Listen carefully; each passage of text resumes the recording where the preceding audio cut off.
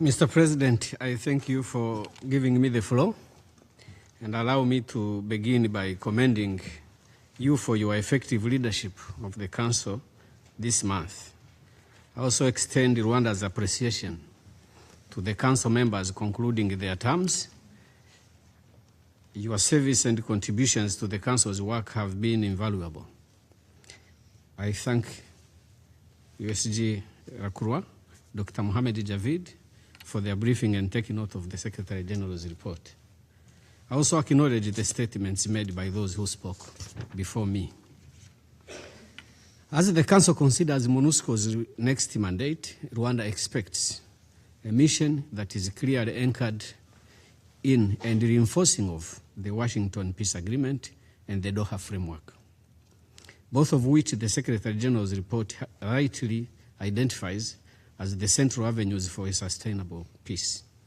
The mandate must therefore prioritize strict impartiality and political neutrality, support to ceasefire implementation and political dialogue, robust human rights due diligence policy compliance, timely suspension and reporting mechanisms where required, refraining from offensive operations against parties formally engaged in political processes, and a realistic, resource-conscious focus on stability, accountability, and political solutions.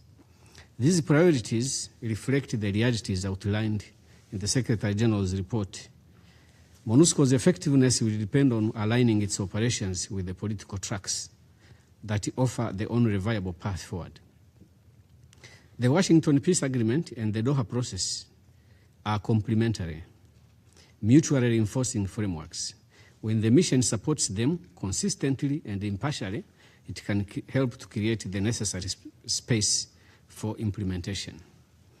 Rwanda reiterates its full commitment to implement its part of the agreement. We equally believe that the success of the agreement will depend on the political will of both parties. Mr. President, the recent situation in South Kivu has been extensively discussed, and allow me a moment to also address it. And I will address some of the issues that may logically attract a question. Why am I addressing them? But there is a background to that. In 1994, in this chamber, Ambassador Kovac of Czech Republic, Ambassador Keateng of New Zealand, Ambassador Gambari of Nigeria spoke that Rwandans were being exterminated, that an ethnic group in Rwanda was being exterminated. They had never been to Rwanda, but they discharged their responsibility, confronted denial and silence that was taking place in this chamber to call the genocide for what it was as it was happening in Rwanda. So I'm here today, and I survive today because those courageous diplomats discharged their duty. I wanted to do it. The situation in South Kivu and the general situation obtaining after the Washington Agreement is a collection of many situations. The ceasefire that was repeatedly broken by the DRC government, that not only broke the ceasefire, but announced they would never stop attacks. Air attacks are offensives too. Even as the diplomatic tracks move forward, the situation on the ground in South Kivu continues to deteriorate in ways this Council cannot morally or legally ignore. Over the past year, and in reality since 2017, the Banyamulenge, a Tutsi Kinyarwanda-speaking community of the DRC, have endured a well-documented, systematic, and escalating persecution. I just want to address this area alone, among many things that put it together cause the situation we are in. Allow me to highlight just a few incidents which are part of this sustained and systematic campaign of persecution of the Banyamulenge Kinyarwanda-speaking Tutsi ethnic group. Since 2017, more than 85% of Banyamulenge villages in South Kivu were destroyed. An estimated 700,000 cattle, which is their economic lifeline, were raided and killed. On August 25th of 2025, Wazalendo militias and FARDC issued a 10-day ultimatum demanding that all Banyamulenge leave Uvira or be killed. The ultimatum further prohibited them from accessing markets, water points, and other essential means of survival. On the 4th of September 2025, the decision was made to deny the Banyamulenge civilians access to public water points on the grounds that they were enemies. From the 5th to 8th of September 2025, Banyamulenge civilians were abducted and shot, while the mobs chanted for the end of the Banyamulenge. These are early warnings, indicators of atrocity crimes, discrimination, dehumanization, forced displacement, and the denial of basic services. Tens of thousands of Burundian soldiers were deployed into South Kivu on the invitation of the government of the DRC. This is in addition to the presence of FDLR, mercenaries, Wazalendo, and other militias. These troops established coordinated military blockades which exacerbated the situation above. Their operations alongside FARDC, FDLR, and the affiliated militias imposed a siege on the Banyamulenge population. And I wanted to highlight here that there are other ethnic groups in that area. There are Babembe, Bafurero. There is another ethnic group that I don't remember. But these conditions I'm describing were imposed only on Banyamulenge Tutsi ethnic group. Banyamulenge, yes. Their operations alongside FARDC and FDLR and affiliated militias imposed a siege on the Banyamulenge population, resulting in nearly a year of the communities in Minembwe Highlands being deprived of food, medicine, and humanitarian access. This situation was exacerbated by the coordinated military blockades. On the 16th to 18th of October 2025, the only road to the Mitamba market was closed, cutting off food supplies to civilians.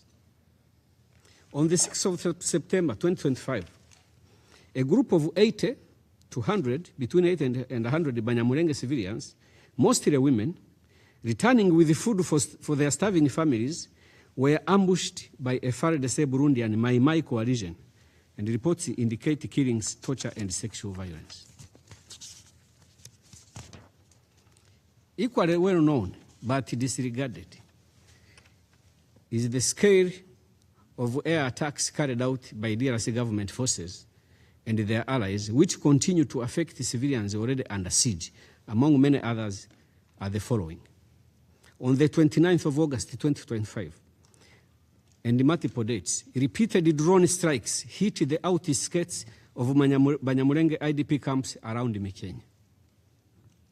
On the 27th of September 2025, a Burundian CH-4 drone bombed Nzibira in South Kivu.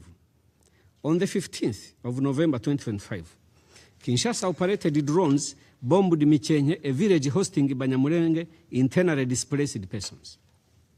Between March and December this year, there has been 50 air attacks in this area. No one is speaking about this. I will appreciate the situation another day if we can be told this didn't happen. We have raised this, at least I did, with some members of the council, individually. We have raised this in this chamber. Nothing was done. The government of the DRC, as an inviting authority, should be responsible for the action and the conduct on the ground of Burundian forces and their allies. Rwanda has not been silent. I just said this. Rwanda has not been silent in the face of these developments. Our Minister of Foreign Affairs has raised the blockade directly with the mediators, the United States and Qatar, the representatives of the European Union, and the African Union. And I have just said that I raised it with individual members of the Council. I raised it with the penny holder, with some presidencies, with the heads of some mechanisms in the region, and nothing happened. Taking into account the factual situation and the wider context of hate ideology in DRC, and the inherent legal and moral obligation, allow me to ask the question. Has the Security Council not been aware of this situation? Or did it not? Did this situation not merit your attention? The situation in South Kivu, as we address it, we must consider what was the situation before the recent escalation. As a former investigator myself, there is what we call recreating the scene. From where we sit, we can only tell you the facts. But the Security Council can, among the wide possibilities you have, to recreate this scene. Choose to recreate it. But that is how it will look. All the principles that we have spoken about, sovereignty, territorial integrity, Rwanda is part of that multilateral belief that must be respected. But the existence of FDLR threatens all of that.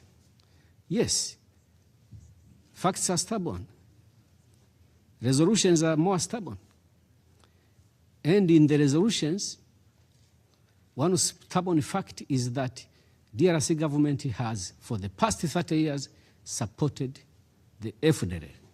FDLR does not just threaten the territorial integrity of Rwanda, it threatens the very existence of Rwanda and its people. One of my uncles paid money in 94, so he could be killed by the bullet. Because there was that situation, you either choose to be shot or you die by a machete. One of my uncles paid money to be killed by a bullet.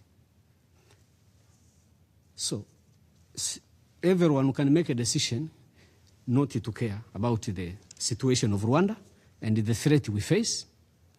All these people that I'm talking on behalf of, because nobody else does, in the situation they face. But do we also ask them to be participants in their own situation, to be part of the plan for their own extermination? Can we go that far? So to conclude, honorable members of, distinguished members of the Council, we thank the mediators. We thank them very much. And we thank most profoundly the efforts that are going on by the mediators, particularly the United States, to address the most recent situation. And we are a willing participant to finding a viable solution forward, because we believe if we all commit to implementing in good faith the commitments we made in Washington, and if we support fully the process in Doha, then we possibly have a possibility to have a peaceful solution to the conflict that we have lived with for many, many years. This problem has gone on for too long, and it is our request and our appeal that we should all focus to supporting the present avenues for a peaceful solution. I will not go into what we said in the past. We have been here many times. Why do we have defensive measures and how are they going to be lifted? All those issues are addressed in the agreements, and we shall continue to work with mediators and to make sure that we meet our part of the challenge. Thank you very much.